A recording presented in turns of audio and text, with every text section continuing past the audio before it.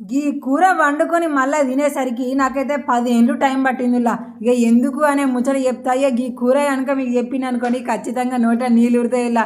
నాకైతే మాత్రం గిన్నేళ్ళ తర్వాత తింటుంటేనైతే అబ్బాయి ఎంత మంచి రుచిని మిస్ అయిపోయినాం రా అని నాకైతే మస్తు బాధ అనిపించింది. ఇక చూస్తున్నారు కదా ఈ కూర అయితే మాత్రం ఎవరు ఎట్లా చేసినా ప్రాసెస్ అయితే గిదే ఉంటుంది ఇలా.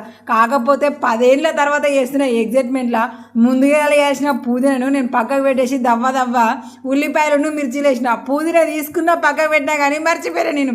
ఆనందం పట్టలేకపోతున్నాం, ఇష్టమైన కూర తింటున్నాం కదా అనేసి.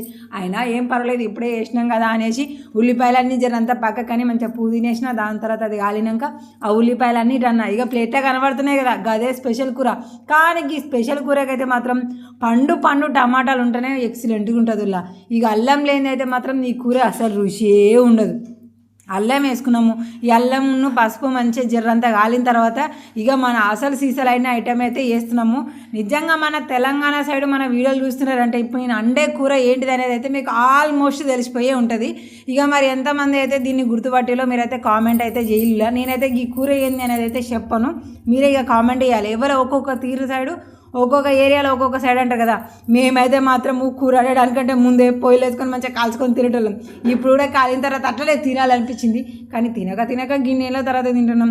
ఫ్యామిలీ అంతా కలిసి తింటే బాగుంటుంది కదా అనేసి నేనే ఆగిన. అందుకే దాని తర్వాత పండు టమాటా వేసిన, అవి కూడా 2 నిమిషాలకే మంచిగా ఉడికినాయి. ఇక ఇప్పుడు హైలైట్ ఏంటంటే కారము ఉప్పుతో పాటుగా మనం మంచిగా దాల్చిన చెక్క, లవంగాలు, ఇలాచి ఇవన్నిటి దంచిన మసాలా ఉంటుంది కదా ఆ మసాలా వేసుకోవాలి. ఉట్టిగా బయట దొరికే మసాలాలు గీసాలు వేస్తే ఈ కూర అస్సలే టేస్ట్ ఉండదు. అలా అనేసి ఏ మసాలా అంటే లవంగాల మసాలా వేయకపోతే మాత్రం కూర అద్మానంగా ఉంటుంది, అసలు తిననే బుద్ధి కాదు. కాబట్టి యాద్ పెట్టుకోవాలి. అవన్నీ వేసి మంచిగా కాలిన తర్వాత జర్రంతా కాలిన తర్వాత ఇక ఇప్పుడు ఉంటే చూడాలి ఎసరు పోచుడు గంజు నింపేసిన. నేనైతే మాత్రం పోర్ని గంజు నింపితే కూర ఎట్లుంటుంది అసలు రుచి ఉంటుందా అని మీకు ఒక డౌట్ రావచ్చు.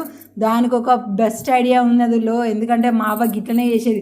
కూర నచ్చింది కాబట్టి మా అవ్వ ఈ కూర అనేటప్పుడు ప్రతిసారి చూసేవాళ్ళం. చూడాలి గంజు నిండా నీళ్ళు పోసినాం, ఇప్పుడు ఎక్కడికైంది మొత్తం అడుక్కు పోయింది. అట్లా నీళ్ళన్నీ మంచిగా మసిలి ఇట్లా దగ్గరికి అయిన తర్వాత ఉంటుంది చూడాలి అసలు సూపర్ హైలైట్ అని చెప్పాలి. ఇక మనం తెల్లారిన తర్వాత కూడా ఉంటుంది, అంటే ఒకరోజు దాటినాక కూడా కూర మనకి ఫ్రెష్గా ఉంటుంది, టేస్ట్ కొంచెం కూడా చేంజ్ కాదు. కానీ దీన్ని కొత్తగా తినేటోళ్ళు మాత్రము ఉడుకుడుకు బువ్వలు వేసుకొని తిన్నారనుకోండి దాని టేస్ట్ని మీరు అస్సలే మర్చిపోరు తెలుసా. వల్ల అట్లా ఇక గిన్నేళ్ళ తర్వాత ఈ కూరనైతే నేను చేసుకొని తిన్నాక నాకైతే ఎంత సంతోషం అనిపించిందో.